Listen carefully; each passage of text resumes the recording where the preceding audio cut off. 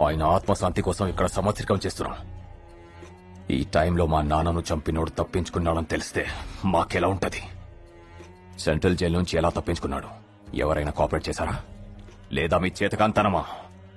Urgent గా శంకర్ గాని పట్టుకుని లోపలేయండి. దేవా, లోపలేయడం కాదు, వాడిని కాల్చి చంపేయి మనం.